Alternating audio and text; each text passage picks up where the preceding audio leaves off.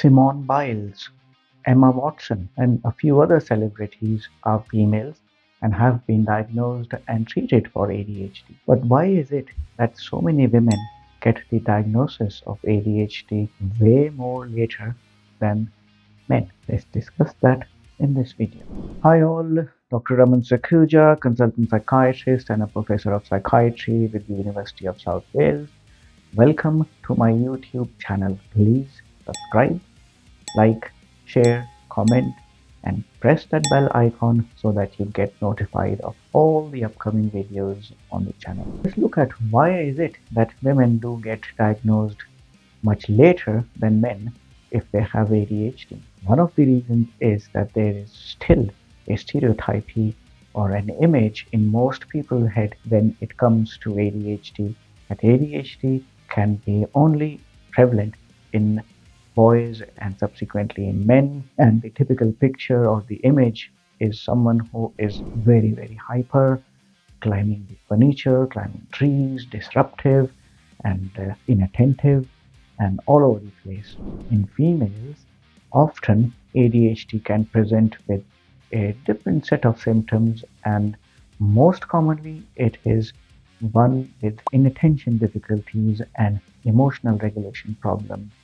And when these symptoms are prevalent, most commonly they may be diagnosed with other conditions before the consideration of ADHD is taken into account.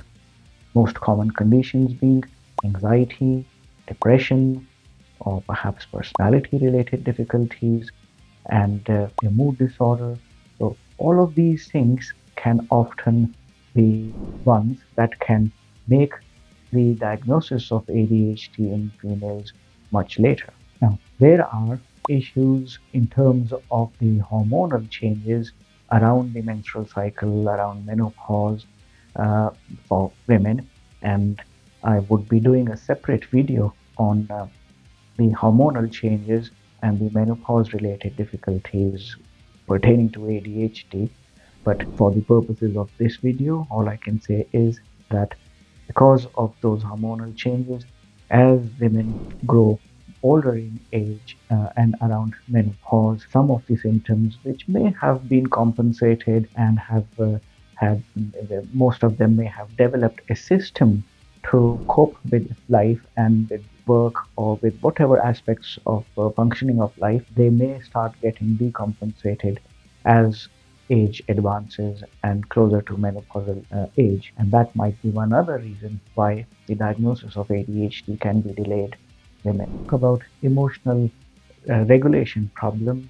It is often that there are a number of difficulties that people may face when it comes to emotional problems, and what we normally tend to call them as emotional dysregulation, or in the cases of ADHD, often there is a term called rejection sensitive dysphoria. But these are all different aspects of the emotional difficulties that women have, along with the inattentive symptoms, and that can often get mistaken by the number of different conditions that I talked about earlier, and hence the delay in the diagnosis.